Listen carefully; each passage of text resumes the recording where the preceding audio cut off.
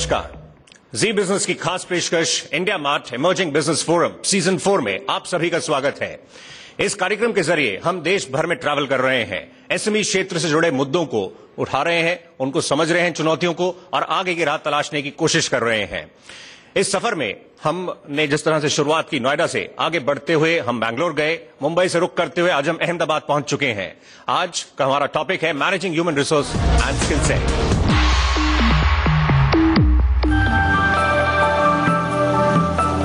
गुजरात की राजधानी अहमदाबाद भारत के ग्रोथ इंजन के रूप में सामने आ रही है। अहमदाबाद अपनी टेक्सटाइल इंडस्ट्री के लिए जाना जाता है। दुनिया के 3 सबसे बड़े डेनिम सप्लायर्स में से एक इसी शहर में स्थित है। इसी तरह केमिकल्स, फार्मास्यूटिकल्स इंडस्ट्री में भी अहमदाबाद का नाम काफी ऊपर आता है। अहमदाबाद देश का सबसे बड़ा जेम्स और ज्वेलरी एक्सपोर्टर भी है। यहाँ इंडस्ट्रीज की तरक्की के पीछे सरकारी नीतियों ने खास भूमिका निभाई है।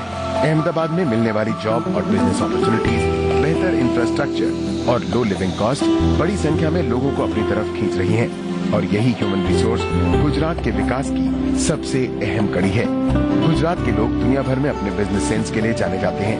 बड़ी छोटी इंडस्ट्रीज को रन करने के लिए अच्छे ह्यूमन रिसोर्स की जरूरत सबसे ज्यादा होती है। बड़ी इंडस्ट्रीज में ह्यूमन रिसोर्स को कैसे मैनेज किया जाए और छोटी इंडस्ट्रीज कैसे कम रिसोर्स में प्रॉफिट कमाती हैं, इसी टॉपिक पर बात करने के लिए आज ईबीएफ की टीम पहुंची है अहमदाबाद। इस सेशन की हम शुरुआत करते हैं। ओपनिंग कमेंट्स के लिए सबसे पहले मैं स्टेज पर इनवाइट करना चाहूंगा मैडम विनीता कौल को, जो नेशनल हेड है एचआर की indiaMart.com से। आपका स्वागत है ma'am, please join us for the opening comments. Good evening everyone.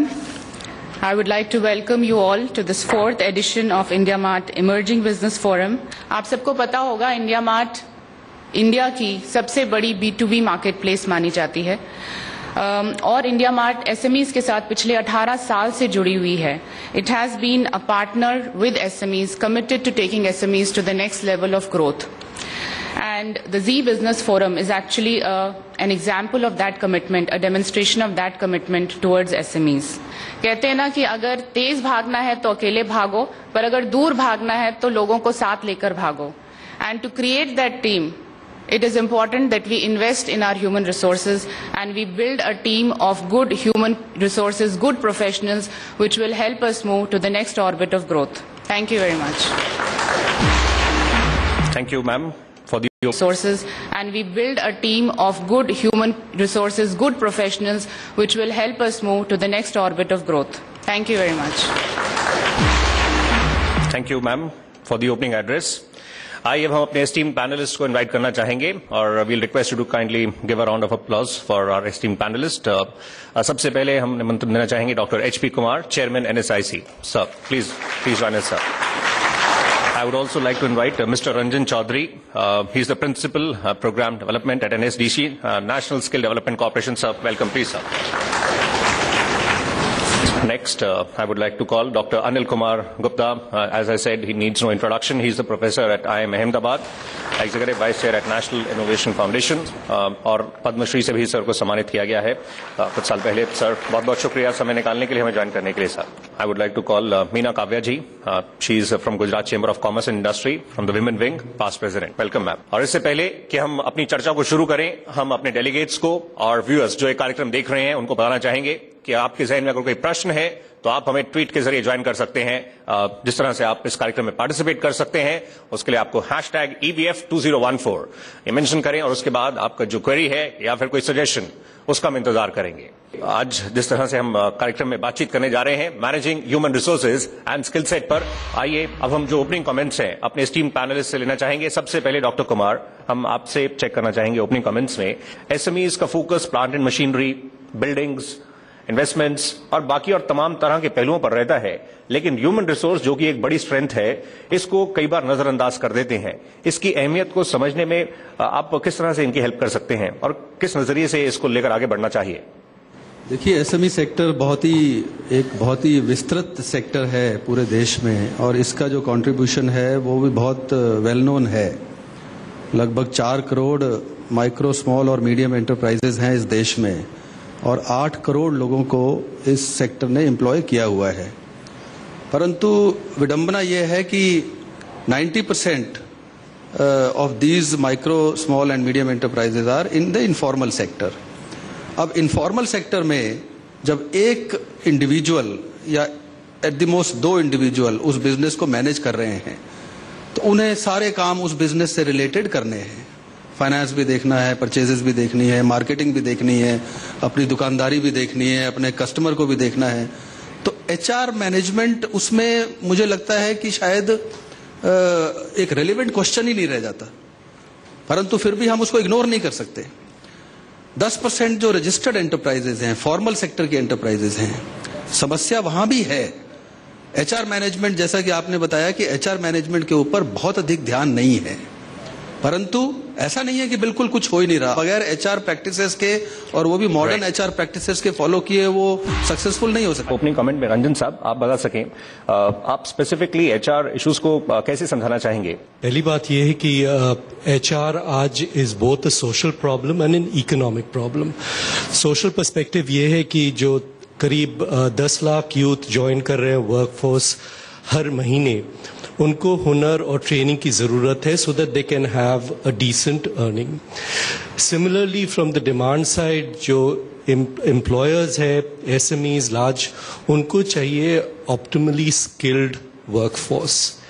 इसके लिए कैपेसिटी ट्रेनिंग जो है, ट्रेनिंग कैपेसिटी वो गवर्नमेंट भी क्रिएट कर रही है और प्राइवेट सेक्टर में कई बड़े नाम है, फॉर एग्जांपल भारत फौज, जो सेटअप कर रहे हैं training capacity so that appropriately trained youth can be there for the workforce.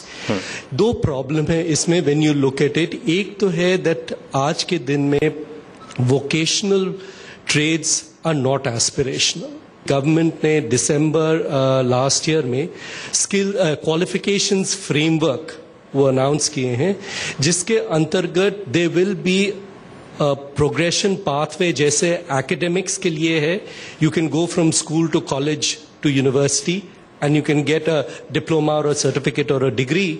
उसी हिसाब से the same opportunity will be also be there for the vocational stream. Okay, right. Madam Meena Kavya ji, आप बताएं, आप कैसे देखते हैं एसएमईज यहाँ पर और वैसे विदेश भर में ये जो कनेक्ट है एम्प्लॉयज के साथ, क्या उसको वो समझ पा रहे हैं? इंडस्ट्री की जो प्रॉब्लम्स हैं वो मैं आपके सामने रखना चाहूंगी। आपने जो बताया कि ये गैप है, हमारी पर्सनल एक्सपीरियंस से भी मैं कह सकती हूँ और इंडस्ट्री की भी ये आवाज है कि जो ये ट्रेनिंग्स होती हैं स्किल डेवलपमेंट के लिए, वो जब बाहर निकलती हैं बैचेस, उनकी एम्प्लॉयबिलिटी नहीं होती है। उनको जब सपोज मेरी बात करूं, अगर मैं किसी ट्रेनिंग इंस्टीट्यूट से किसी को लेती हूं, उसे फिर से दोबारा मेरी फैक्ट्री पे ट्रेनिंग मुझे देनी पड़ती है, प्रैक्टिकल ट्रेनिंग। तो ये बहुत बड़ी समस्या है। आई थिंक हमारी ट्रेनिंग इंस्टीट्यूट्स की सारे करिकुलम्स हैं, उस पे हमें ध्यान देना पड़ेगा कि जो skilled, so called skilled man power जो निकलता है वो एक्चुअली प्रैक्टिकल तौर पे स्किल्ड है कि नहीं, इस पे ध्यान देने की बहुत ज्यादा जरूरत है। दूसरा मैं ये कहूंगी, क्योंकि मैं एक महिला हूं, तो मैं चाहती हूं कि जो महिला वर्ग है भारत का इतना बड़ा, वो आज भी बहुत कम दिखाई देता है। आप लेबर सेक्टर ले लो या किसी में भी, तो ऐसा एक एनवायरनमेंट क्रिएट हो कि ज्यादा से ज्यादा महिलाएं आए, इससे भी काफी हमारी समस्याएं सुलझेंगी। प्रोफेसर साहब, आप समझा सकें, ये आप इस पूरे पिक्चर को, ये जो हो रहा है, इसको आप किस तरह से एनालाइज करना चाहेंगे? नहीं, मैं समस्या नहीं समाधान से शुरू करूंगा बात को, कि लघु उद्योगों की बहुत ताकत है। अगर ताकत नहीं होती तो जितनी आबादी बढ़ी, जितने लोग पढ़ के लिख के आए, ये सब कहीं तो एब्जॉर्ब हुए, कहीं तो इन लोगों को नौकरी मिली। तो बहुत बड़ी भूमिका निभाई है लघु उद्यमियों ने पूरे देश के अंदर इन लोगों को नौकरी देने में। लेकिन दिक्कत क्या है कि कई बार कुछ मौके जो हैं हमारे वर्कर्स को, हमारे कर्मचारियों को उस तरह के नहीं मिल पाते जैसे मिलने चाहिए। मसलन कि किसी कर्मचारी ने उत्पादन बढ़ाने में बहुत बढ़िया योगदान दिया, कोई सुझाव दिया अच्छा, किसी ने सुरक्षा को बढ़ाने के लिए, किसी को कोई चोट नहीं लग जाए, कोई एक्सीडेंट नहीं हो जाए, इसके लिए कोई बड़ी अच्छी व्यवस्था बना दी। अब मुझे नहीं याद आता है कि हमने ऐसे कर्मचारियों की को सम्मानित होते हुए राष्ट्रीय या क्षेत्रीय मंच पे कभी देखा हो। लोकल लेवल पे फर्म में किया होगा, उद्यमी ने किया होगा, लेकिन आपका राजकोट का क्लस्टर है, 3000 वहां पर मेंबर हैं, कितनी बार हुआ ऐसा मुझे बताइए, किसी भी क्लस्टर में बताइए कहीं ऐसा हुआ।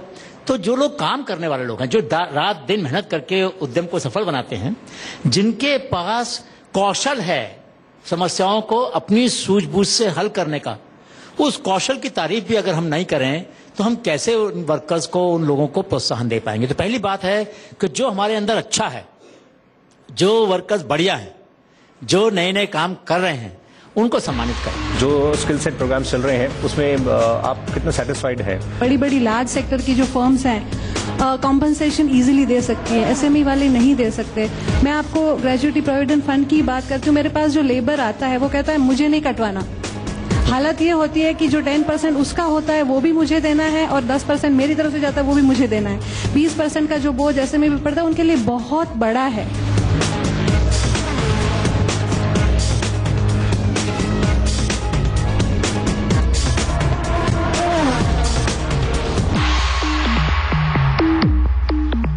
ये कहानी है रोहन की। उसे बनानी थी एक शर्ट, पर ना थे उसके पास बटन्स, ना थ्रेड, ना फैब्रिक, ना कॉलर्स। अरे मगर ये देखो, 14 लाख सप्लायर्स और 1 लाख प्रोडक्ट्स। ये आ गया थ्रेड सूरत से, बटन्स घूमते हुए मुरादाबाद से, फैब्रिक फ्रॉम लुधियाना और कॉलर्स पहुंच गए चेन्नई से। अब रोहन हजारों शर्ट्स बना सकता है पूरी दुनिया के लिए। Business comes together at India mart.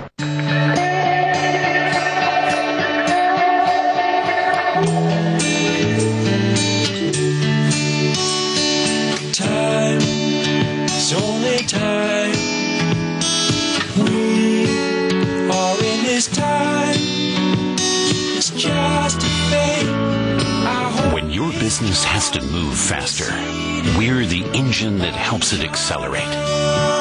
Giving shape to ideas. Konica Minolta.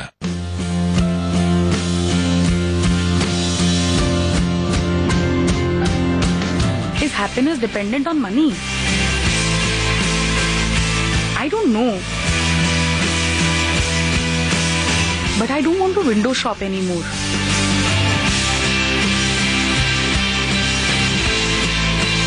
कोई विश लिस्ट नहीं है, बस छोटी छोटी खुशियां हैं।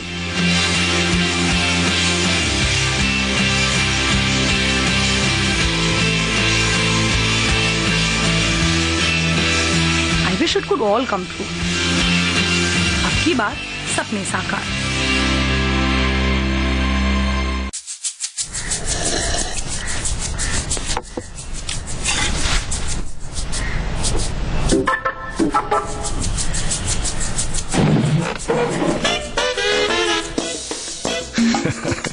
हर कोई चाहे निराली स्टेनलेस स्टील किचन से, सबका फेवरेट।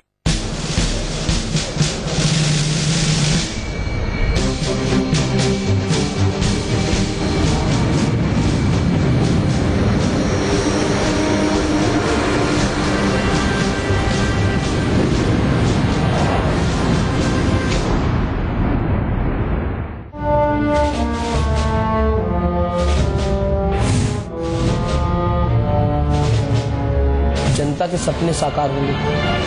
सपने दिखाने वाले नेता जनता को पसंद आते हैं, कि केवल सपने दिखाने वाले नेता बहुत समय तक पसंद नहीं आते। सुशीला दीक्षित की सरकार थी तो दिल्ली में बिजली नहीं गई।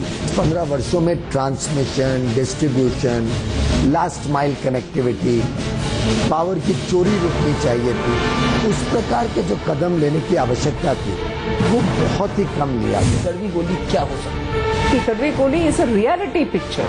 जी, आज के रिसोर्सेज कितना अवेलेबल है। तो कांग्रेस का कहना है बीजेपी सपने तो बड़े बड़े दिखा रही है। देखिए ऐसा है, मैं सपना दिखाने में विश्वास नहीं करता, मैं काम करने में विश्वास करता हूँ। नौजवानों को और बेरोजगार लोगों को आत्मनिर्भर होने का अवसर प्राप्त होगा, उनके अंदर स्वावलंबन का स्वाभाविक रूप से विकास होगा और स्वावलंबी जीवन व्यतीत कर सकेंगे।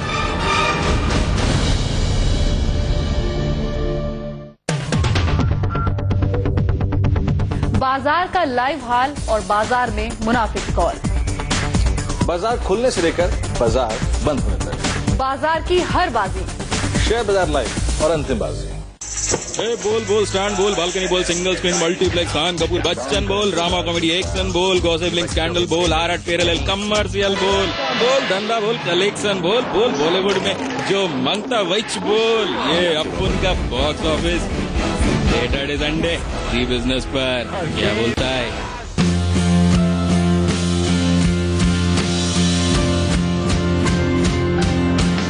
Is happiness dependent on money? I don't know. But I don't want to window shop anymore.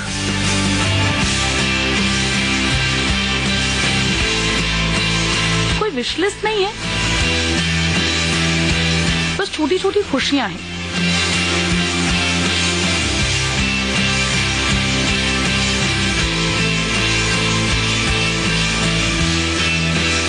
I wish it could all come true. अब की बात सपने साकार।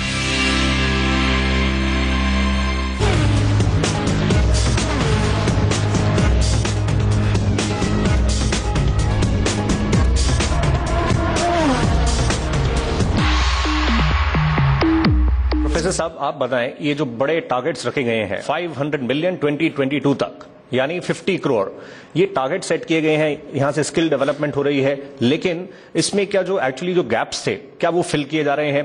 क्या ये सही दिशा में आगे बढ़ रहे हैं या इसमें कुछ रीथिंक होना चाहिए? नहीं, बहुत परिवर्तन, आमूल परिवर्तन की जरूरत है। मैं सच में कहूं तो एनएसडीसी की जो सोच है वो कहीं पर भी मुझे एक नक्शा नहीं दिखता देश के अंदर जहां पर हर क्लस्टर में किस तरह के स्किल चाहिए उसको मैप किया गया, मुझे नहीं दिखा अभी तक। अगर कहीं है तो मुझे बताएंगे, अभी पूछ ही लेते हैं। हाँ, क्या तो आप, मतलब ये है, ठीक है ना बात, कि जब तक हम मैप नहीं करेंगे। और दूसरी बात, स्किल खाली वर्कर को चाहिए होता है, ये किसने कहा भाई? इनको नहीं चाहिए स्किल? अपने उद्यमी बैठे यहाँ पर, उनको नहीं चाहिए, मुझे नहीं चाहिए। हम सबको कुछ ना कुछ सीखना है ना। राजकोट में 3000 मेंबर हैं, 700 की सिर्फ वेबसाइट है अभी, बाकी सब फोन और फैक्स से काम करते हैं। क्यों भाई? वैसे 90% के पास नहीं है, 90% प्लस के पास। मतलब कि जो एंटरप्रेन्योर है वो ग्लोबल बिजनेस कैसे लाएगा अपने पास? ओके, डॉक्टर कुमार, फिर आप बताएं, जो गैप्स की बात हो रही है या इनफैक्ट क्लस्टर में किस तरह की रिक्वायरमेंट है, तो फिर ये ट्रेनिंग जिस दिशा में आगे बढ़ रही है, फिर हम इसको किस तरह से देख? मुझे थोड़ी हैरानी हुई कि सरकारी नाम लेने से आप लोगों को इतनी खुशी क्यों हुई?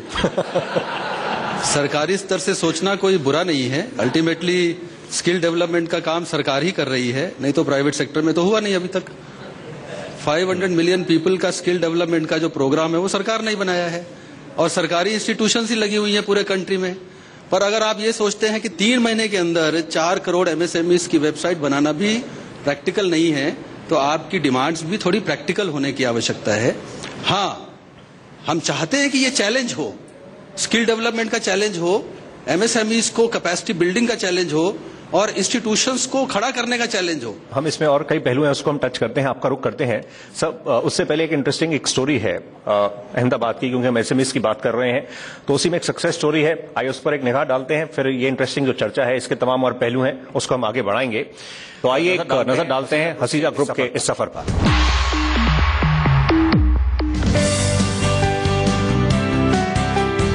ये है जय बजाज, 135 करोड़ का सालाना टर्नओवर करने वाली company Haseja group of company के फाउंडर। आपने इस मुकाम पर पहुंचने के लिए काफी संघर्ष किया। कालूपुर इलाके से 1988 में 4 कर्मचारियों के साथ आपने अपना वुमेन ड्रेस डिजाइन का कारोबार शुरू किया और आज करीब 2000 लोगों को रोजगार दे रहे हैं। दरअसल कंपनी ने होलसेल कारोबार में हसीजा ब्रांड से अपनी जगह बनाने के बाद साल 2005 से हर्रा ब्रांड रिटेल कारोबार में एंट्री ली। कंपनी के फिलहाल देश में 260 हर्रा आउटलेट्स हैं और 2 साल में 100 और स्टोर्स खोलने की योजना है। कंपनी जल्द ही दुबई के बाजार में भी कदम रखना चाहती है। 1988 में हमारी कंपनी की शुरुआत हुई है और सबसे पहले हमने हसीजा ब्रांड के नाम से कंपनी लॉन्च की, जो हमारा होलसेल बेसिस था। और उसके बाद धीरे धीरे जिस तरह कंपनी आगे बढ़ी, जिस तरह वक्त के हिसाब से हमें लगा कि इस चीज को डायरेक्ट रिटेल भी किया जाए और कंज्यूमर तक जाया जाए, तो हमने एक हरा के नाम से, हरा ब्रांड के नाम से हमने एक रिटेल आउटलेट्स की एक ब्रांड खोली। कंपनी के सफर में यूं तो मुश्किलें कई आई, लेकिन जय बजाज ने उम्मीद नहीं हारी।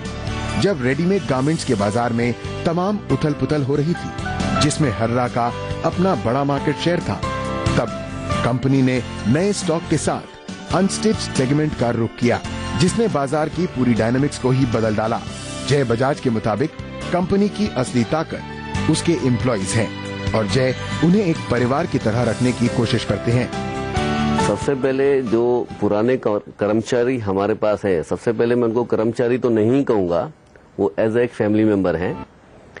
वो फैमिली मेंबर इस तरह है जैसे कि उनको इतनी ज्यादा लिबर्टी दी जाती है कि उनको ये फील नहीं होना चाहिए कि वो यहाँ वर्क करने के लिए आ रहे हैं या वो कर्मचारी होके आ रहे हैं। कंपनी मानती है कि मौजूदा स्किल सेट के प्रोग्राम्स में बदलाव होने चाहिए।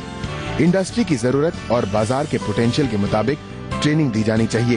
वहीं ऑनलाइन बाजार में हो रही हलचल को देखते हुए हर्रा ने अपना पोर्टल भी लॉन्च किया है। हसीजा ग्रुप को India mart emerging business forum की ओर से शुभकामनाएं।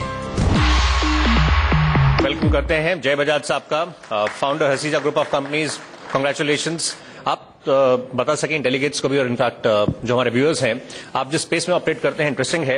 ये रेडीमेड गारमेंट्स में जिस तरह से ये पूरा हमने देखा, जिस समय एक काफी चैलेंजिंग फेज से गुजर रहा था, जिसमें आपका इनफैक्ट मार्केट शेयर भी बहुत बड़ा था, उससे आपने जो स्विच किया अनस्टिच की तरफ, ये किस तरह से पूरा रहा? सबसे पहले मैं ये कहना चाहूंगा, रेडीमेड में कहीं न कहीं हमें ये प्रॉब्लम आ रहा था कि मैन्युफैक्चरिंग करने के बाद में, मार्केटिंग करने के बाद में, उसके बाद जब कस्टमर हमसे माल लेके जाता था, रिटेल काउंटर पे जब वो माल जाता था, उसको दिखाने में, फोल्ड करने में जो वक्त लगता था, तो उसमें हमें ऐसा लगा कि इसका मार्केट बहुत ज्यादा लंबा नहीं हो सकता, तो इसका कोई रास्ता निकाला जाए। सबसे पहले मेजरमेंट्स और इन इश्यूज को देखते हुए तो हमने इसका एक रास्ता निकाला, अनस्टिच सलवार सूट्स, जो हर लेडी अपने हिसाब से जो मेजरमेंट है उसके हिसाब से बना सके। तो वो हमारा सब्जेक्ट इतना ज्यादा क्लिक हुआ कि आज पूरे इंडिया में ये सब्जेक्ट रेडीमेड से बहुत ज्यादा आगे निकल गया है, बहुत ज्यादा। ये मतलब मार्केट डायनेमिक्स चेंज हो गए इससे, जबरदस्त चेंज हुआ है। ओके, आप ये बता सकें, जो हमारा आज का टॉपिक है एम्प्लॉयज की, हम बात करें एचआर की, स्किल सेट की, एम्प्लॉयज को आप किस तरह से मोटिवेट करते हैं, किस तरह से रिटेन करते हैं? जो प्लानिंग हम अपने लिए करते हैं, जस्ट लाइक इंश्योरेंस हुआ, फाइनेंशियल प्रॉब्लम प्लानिंग हुई, या ऐसी कोई भी प्लानिंग जो हम अपने लिए करते हो, वैसी प्लानिंग हम उनके लिए करते हैं। ओके, एक आखिरी पहलू टच कर सके, हम स्किल सेट की बात कर रहे हैं और स्किल्स जिस तरह से दिए जा रहे हैं, जो इंस्टीट्यूट स्किल्स जो मुहैया करा रहे हैं आपके स्पेस में, उससे आप सेटिस्फाइड हैं या कुछ मिसमैच आपको दिख रहा है? काफी इंस्टीट्यूट में जब जाता हूं, जब देखता हूं, तो हर इंस्टीट्यूट में एक ही सब्जेक्ट सिखाया जाता है, वेस्टर्न। जो वेस्टर्न वेयर में आज तक मैं जहां तक समझता हूं, इंडिया का कोई भी डिजाइनर इंडिया में गारमेंट्स बना के आउट ऑफ इंडिया सप्लाई किया हो, ऐसा आज तक मैंने नहीं देखा है। इंडिया के अंदर इतने ज्यादा फेस्टिवल्स हैं, इतने ज्यादा स्टेट्स हैं, हर स्टेट्स का कोई ना कोई आर्ट है। उस आर्ट्स को अगर इंस्टीट्यूट डिजाइनर के साथ में और उस विलेजेस में जाके उन बच्चों को, राइट साहब, अगर उनका सिखाया जाए, दोनों मिल के अगर वो सिखाया जाए उनको, तो मैं समझता हूं जो छोटे छोटे विलेजेस हैं उसमें से इतना आर्ट निकल सकता है जिसकी लिमिट ही नहीं है। राइट, आपने काफी इंपॉर्टेंट पहलू टच किया है। आपको congratulations and a big round of applause for जय बजाज साहब। शुक्रिया आपका पार्टिसिपेट करने के लिए। विनीता जी, आपने सुना ये, इनफैक्ट इन्होंने बातचीत में मेंशन किया और प्रोफेसर साहब भी मेंशन कर रहे थे कि एम्प्लॉयज की तरह नहीं, इंश्योरेंस भी ऑफर करते हैं, फाइनेंशियल प्लानिंग तक इनफैक्ट कह रहे थे करते हैं। तो ये क्या पहलू हो सकते हैं, कौन से ऐसे पैरामीटर्स हैं जो अगर उस तरफ ध्यान दिया जाए तो इनफैक्ट ऑर्गेनाइजेशन में भी काफी ग्रोथ हो सकती है? इनफैक्ट जो इन्होंने बोला उसमें एम्प्लॉय मोटिवेशन और रिटेंशन दोनों पे इम्पैक्ट पड़ता है। एक तो मोटिवेशन इसलिए क्योंकि अगर एम्प्लॉयर आपको फैमिली की तरह ट्रीट कर रहा है और आपकी छोटी से छोटी चीज इंक्लूडिंग मेडिकल इंश्योरेंस और life insurance and things like that, अगर उस सब का वो कवरेज दे रहा है तो एक कंपनी के साथ अटैचमेंट हो जाती है, एक लॉयल्टी बन जाती है। सो रिटेंशन के लिए ये एक अच्छी स्ट्रैटेजी है। So that way we can retain employees and keep them motivated. Okay, professor साहब, इस पे आप कुछ कमेंट करना चाहेंगे? कंपनी है मैक्रोमेटिक मशीन टूल गाजियाबाद में, नरेंद्र धान जी हैं उसके एंटरप्रेन्योर, गोविंदी जी हैं दो उनके फ्रेंड। उन्होंने क्या प्रिंसिपल बनाया कि बोले भाई जो बच्चे हैं हमारे, जहां पर कभी कोई भगवान ना करे बीमार हो जाए मेरा बच्चा या किसी कर्मचारी का, बोले वो उसी डॉक्टर के पास जाएगा जहां मेरा बच्चा जाएगा। बोले उसका क्या कसूर है भाई, हमारी तनख्वाहें अलग है, हमारे कंपनसेशन अलग है, वो हमारे बीच की बात है। बच्चे के लिए अंदर कोई फर्क नहीं होना चाहिए। तो बच्चे को जो हेल्थ फैसिलिटी दी, वो आपने कहा कि भाई हर एक को जो मेरे बच्चे को मिलते हैं, जहां मेरा बच्चा जाएगा डॉक्टर के पास वहीं आपका बच्चा जाएगा। सीधी सी बात है, कभी जरूरत ना पड़े तो अच्छी बात है, लेकिन पड़ जाए तो कम से कम आपने एक बात साबित कर दी कि यार बच्चे की जो जान है वो बराबर है। शिक्षा के अंदर कि भाई जहां मेरे बच्चे पढ़ रहे हैं वहीं आपके बच्चे पढ़ेंगे।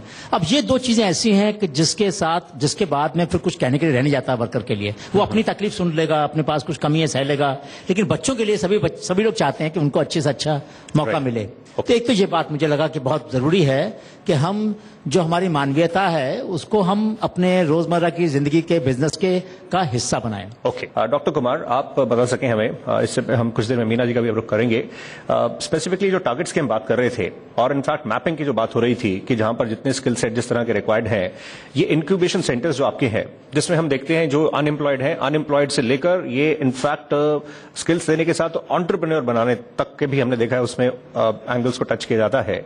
तो ये कितना जरूरी है? नेशनल मैन्युफैक्चरिंग पॉलिसी गवर्नमेंट ने अनाउंस की है, उसके अनुसार अगले 10 वर्षों में लगभग 10 करोड़ लोगों को एम्प्लॉयमेंट अपॉर्चुनिटीज क्रिएट करने की आवश्यकता है। और इसके लिए स्किल डेवलपमेंट मिशन और स्किल डेवलपमेंट का प्रोग्राम भी बनाया गया है। अब समस्या यह है कि मैचिंग कैसे हो।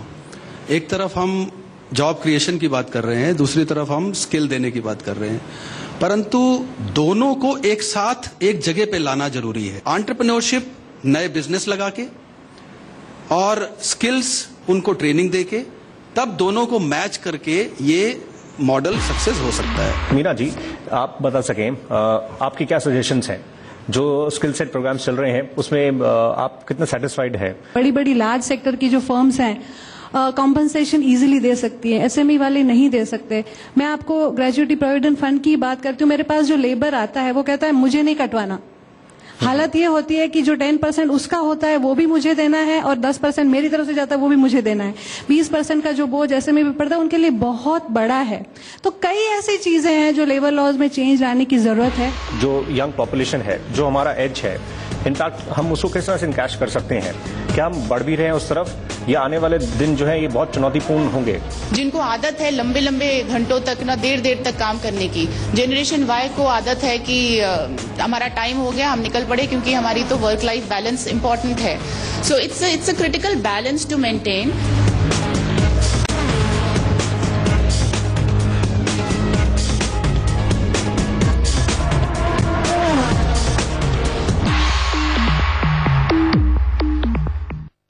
ने बोला पंखे का फैक्ट्री बंद कर दो, उसमें कोई प्रॉफिट नहीं। और मैंने बोला नो, मुझे ये करने का है, मुझे पंखा बनाने का है। एक गधेड़ा आ थेपला के ढोकरा नहीं कि हाथ फेरे और बन गए। पंखा है पंखा। हेलो पप्पा, 14 लाख सप्लायर અને 1 लाख प्रोडक्ट आजो। यूपी से ब्लेड અને मोटर, हरियाणा से कवर અને આપણા ગુજરાતમાંથી પ્લાસ્ટિક અને base.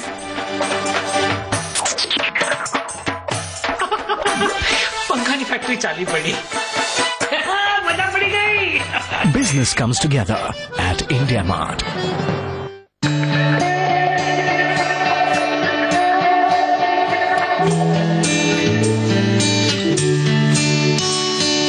Time, it's only time. We are in this time. It's just a fate. When your business has to move faster, we're the engine that helps it accelerate. Giving shape to ideas. Konica Minolta. महंगाई, न बच्चों को फल खिला सकते हैं न हरी सब्जी। पतिदेव को मनपसंद खाना खिलाए अरसा हो गया। स्कूल की फीस से लेकर दवा तक सब मुश्किल हुआ है। मैं होम मेकर हूँ और महंगाई होम डिस्ट्रॉयर। तो क्या ये महंगाई जाएगी? क्या घर वाकई सपनों का घर होगा? अब की बार सपने साकार।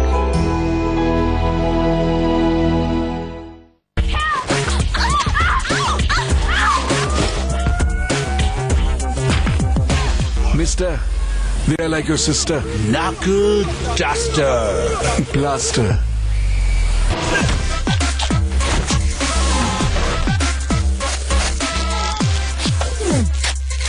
लाइफ में नकल से ज्यादा अकल की जरूरत होती है। What an electrician. Darling, shock भी देता हूँ। डॉलर बिग बॉस फिट है बॉस। प्रॉपर्टी, सोना या म्यूचुअल फंड, कहाँ मिलेगा बेहतर रिटर्न? टैक्सेशन से लेकर इंश्योरेंस, फाइनेंशियल प्लानिंग के हर कंफ्यूजन का सलूशन। मनी गुरु सोमवार से शुक्रवार शाम 6:30 बजे।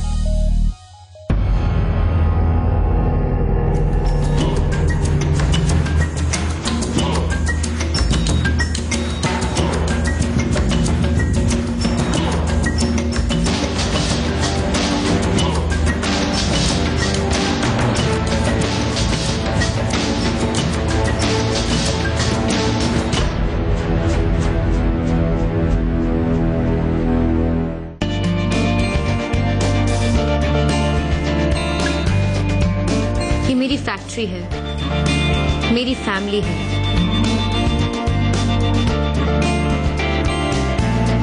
First few years were good, पर फिर रॉ मटेरियल्स महंगे होने लगे, पर प्रोडक्ट्स नहीं। डेट ऊपर, प्रॉफिट नीचे। सैलरी तो बढ़ानी ही थी। What should I do? I think I'll wait.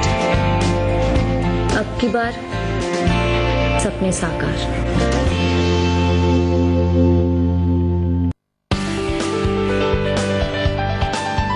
सुबह की चाय के साथ दीजिए अपने इंट्राडे ट्रेडिंग को नई फ्रेशनेस। नेशनल और इंटरनेशनल संकेतों से बनाएं अपना पोर्टफोलियो स्ट्रॉन्ग। एफआईएस की रणनीति जानकर बढ़ाएं अपने कारोबार की मिठास, और साथ में जानिए वो स्टॉक्स जो देंगे आपको मोटा मुनाफा। तो कीजिए ट्रेडिंग की शुरुआत जी बिजनेस के साथ। देखिए पावर ब्रेकफास्ट सोमवार से शुक्रवार सुबह 7 बजे। प्रायोजक है लक्स कोजी इनरवेयर। अपना लक पहन के चलो और भविष्य का निर्माण आपके लिए। बाजार का लाइव हाल और बाजार में मुनाफे की कॉल। बाजार खुलने से लेकर बाजार बंद होने तक बाजार की हर बाजी। शेयर बाजार लाइव और अंतिम बाजी।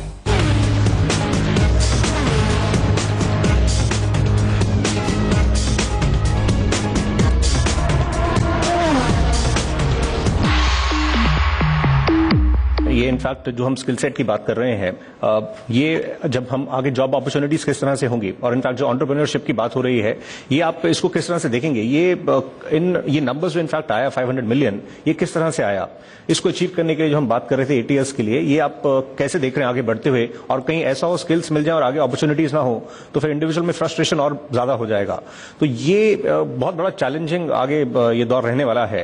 तो इसको किस तरह से एड्रेस किया जा रहा है? किसी भी देश में चले जाइए, even developed countries, small and medium enterprises are the engine of growth. They are the job creators.